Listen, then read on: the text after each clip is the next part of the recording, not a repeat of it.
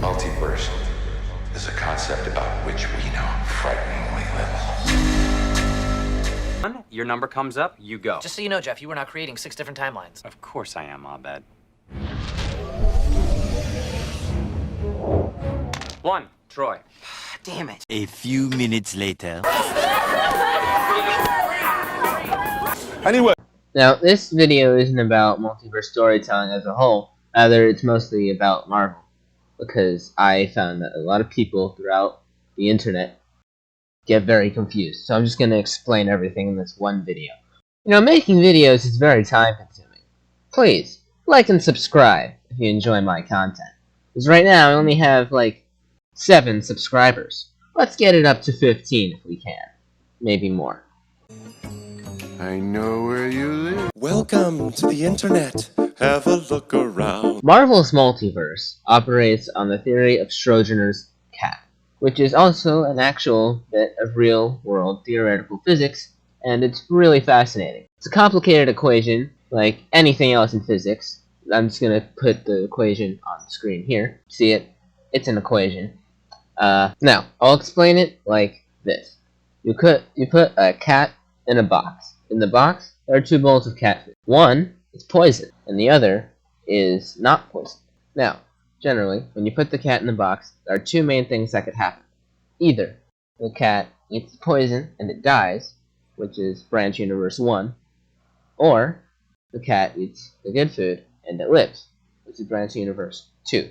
So when you remove the box, everything is affected by the either living or dead cat, which splits the universe. Of course, this is a simple explanation, and it gets much more complicated.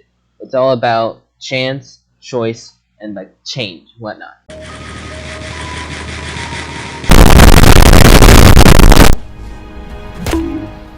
One thing that confuses a lot of people, even die-hard fans, is how pocket dimensions work. Like, for instance, Talo is a pocket dimension. Yes, a rather big pocket dimension, but it is not in its own universe separate from where it's being accessed from. That would be really, really weird. That is a large pocket dimension only accessible through that one spot in China. Maybe other spots, but that's there.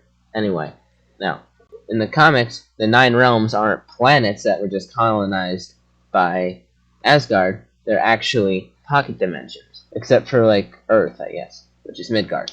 And there are loads of other pocket dimensions, like Hell, the Soul World, and Kunlun. And there are a lot more that I'm not mentioning because, well, I don't want to. Imagine a great big soap bubble with one of those tiny little bubbles on the outside. Okay. But it's nothing like that. Now, as I said, the Asgardian realms usually are pocket dimensions that are tied somewhere to the space around Earth, which is Midgard, one of the 9 or 10 realms if you include, I think it's Heaven, the newer one. Anyway, so on Earth 199,999, which is the MCU, they're all just planets that were colonized by Asgard, which for some reason is a disk, which I guess is accurate to the comics and the actual mythology which it's all based on, but it still doesn't make much sense physics-wise, but, you know, that's fine. We can rebuild this place.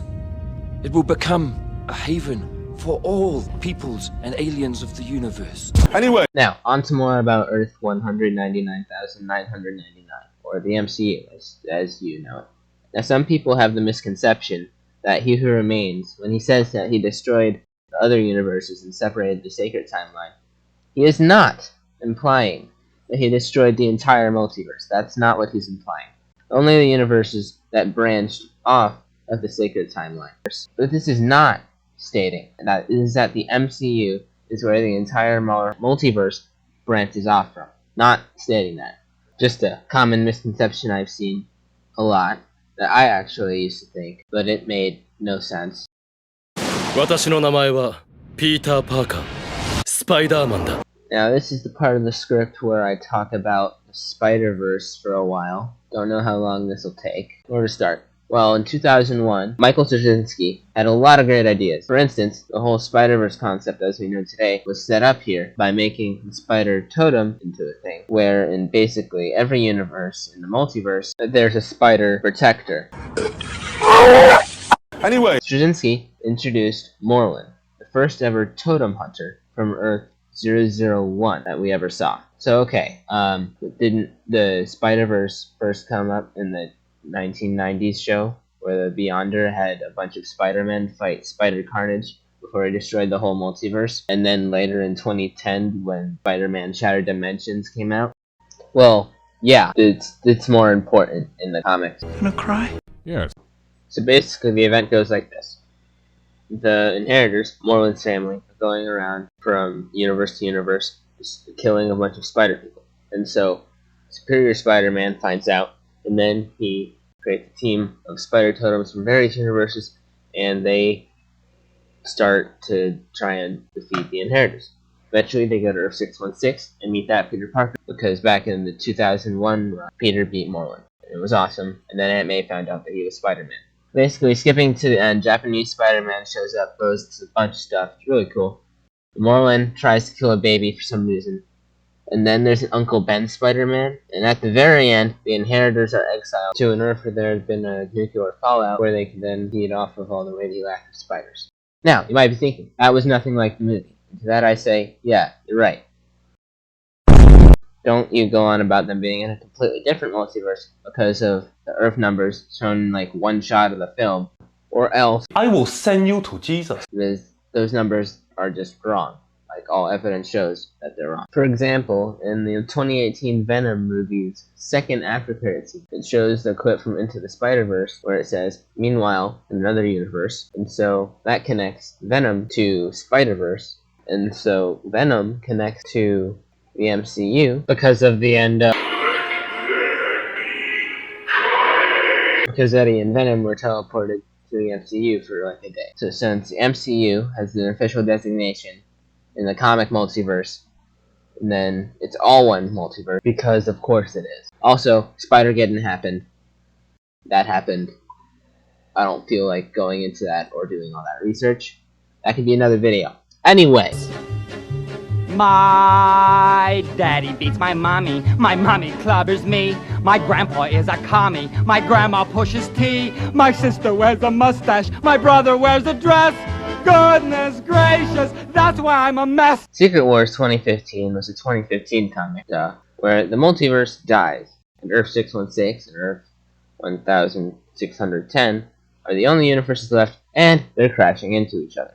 So right before the two universes obliterate each other, some people go onto a spaceship and go in stasis for like 8 years. And Dr. Doom made Battleworld and basically became God. But in the end, Miles Morales gave a guy an 8-year-old burger that was in his pocket The whole time! And Mr. Fantastic wrapped around Dr. Doom, and it fixed everything except for Earth 1610. And now Miles lives on Earth 616. Now, does Miles remember this? You know, it was really unclear. Is Earth 1610 okay? Yes, but actually no. Also, the Maker tries to bring back the Ultimate Universe, even though it's also shown to be doing just fine.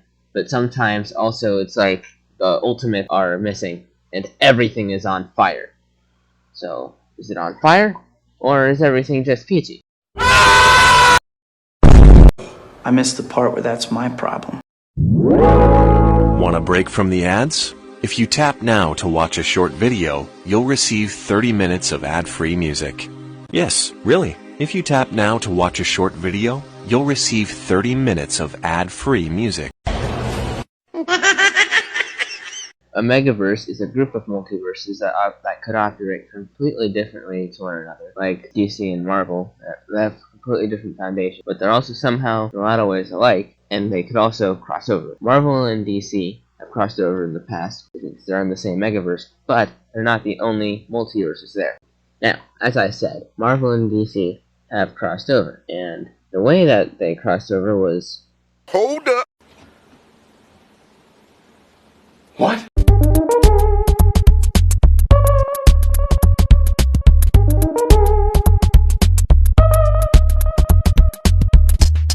Ooh, I hate that. Basically, the multiverse's personifications are a big red and a big blue mech man robot mecha type thing. What? That's the stupidest thing I ever heard!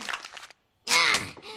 And this one time, each one of them brings 11 champions to fight each other for the fate of their respective multiverses. It all works out in the end, but it's really weird. It's a really weird story. Also, Amalgam Comics happened, and that was weird. I also don't know how the DC Multiverse works. There may or may not be 3 or 4 of them. But this is not a DC video, so I didn't have to put in the extra hours of research. Now, the Omniverse. The Omniverse is bigger than your mom. Yeah, I said it.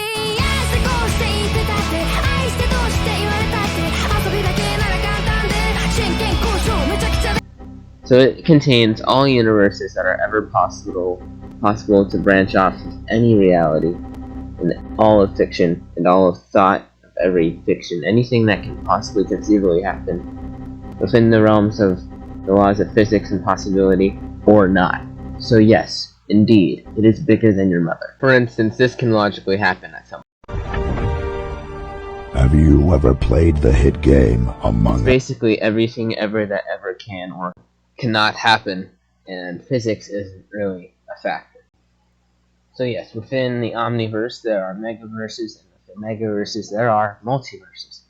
And then in those multiverses there are universes. And so on and so forth. If you got this far into the video, then Unfortunately for you, however, you are maidenless. thanks for getting to the end of the video, my fellow maidenless one. And remember to like and subscribe. I have many more videos coming to my channel very soon, and maybe even a part 2 and eventually a part 3 to this video. And goodbye.